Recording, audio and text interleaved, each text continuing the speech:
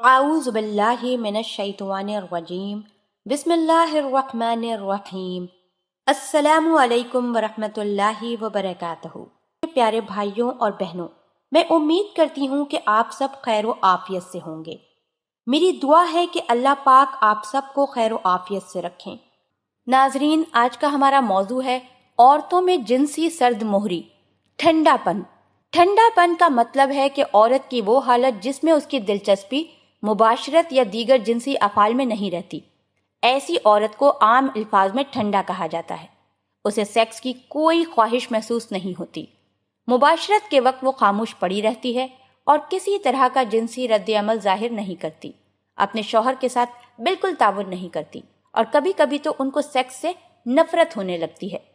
ٹھنڈا پن دو طرح کا ہوتا ہے، ایک جسمانی اور دوسرا نفسیاتی یا ذہنی۔ یہ مسئلہ اگر کسی جسمانی گڑبڑ کے باعث ہے تو اس کی جانچ کسی ماہر معالج کے ذریعے کی جانی چاہیے اور ضرورت کے مطابق اس کا علاج کروایا جانا ضروری ہے۔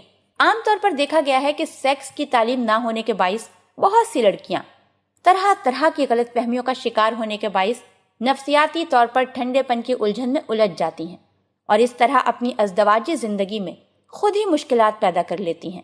جب کوئی نوجوان لڑکی شادی سے پہلے اپنی کسی نئی بیاہی سہیلی سے سہاگ رات کی کیفیت پوچھتی ہے اور اس کی زبانی پہلی بار مباشرت کے دوران اسے بے حد تکلیف ہوئی یا شوہر کے حیوانی سلوک کی وجہ سے وہ بے ہوش ہو گئی یا گھنٹوں اسے تکلیف ہوئی یا پردہ بکارت کی حد سے زیادہ سخت ہونے کی وجہ سے اسے آپریشن کروانا پڑا، وہ سنتی ہے تو اس کے نازک جذبات مجروح ہو جاتے ہیں اور بعض اوقات خوف زدہ بھی ہو جاتی ہے۔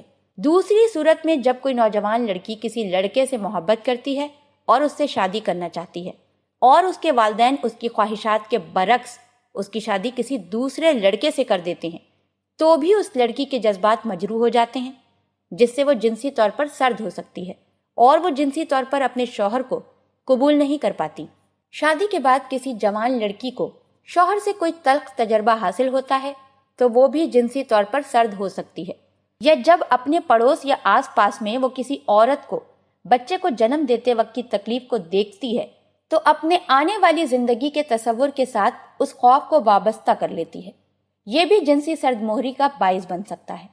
اس کے ساتھ ساتھ اگر لڑکی نے اپنے بچپن میں اپنے والدین کا ایک دوسرے کے ساتھ تلخ رویہ دیکھا ہو تو اس کے بھی اس کے لاشعور پر برے اثرات پڑتے ہیں، جس کی وجہ سے لڑکی سیکس سے بلکہ شادی سے ہی دور بھاگتی ہے۔ سیکس کی جن حالتوں کا میں نے ذکر کیا یہ تمام جوان لڑکیوں کے مسائل نہیں ہیں، لیکن جن لڑکیوں کے اندر یہ مسائل جنم لیتے ہیں ان کو سیکس کے متعلق صحیح آگاہی اور معلومات حاصل کرنی چاہیے۔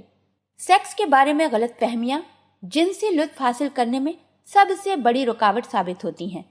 ان غلط فہمیوں کی موجودگی میں کوئی بھی انسان، مرد ہو یا عورت، کامیاب جنسی زندگی نہیں گزار سکتا۔ یہ غلط فہمیاں کئی طرح کی ہوتی ہیں اور مرد اور عورت دونوں ہی ان کا شکار ہو سکتے ہیں۔ اللہ پاک ہم سب کو دین کی سمجھ عطا فرمائے اور اس کے مطابق زندگی بسر کرنے کی توفیق عطا فرمائے، آمین۔ آپ ہمارے چینل کو ضرور سبسکرائب کر لیں۔ سبسکرائب کے ساتھ ساتھ ہماری ویڈیو کو لائک بھی کر دیں۔ اللہ پاک آپ سب کو اپنے حفظ و امان میں رکھے، آمین۔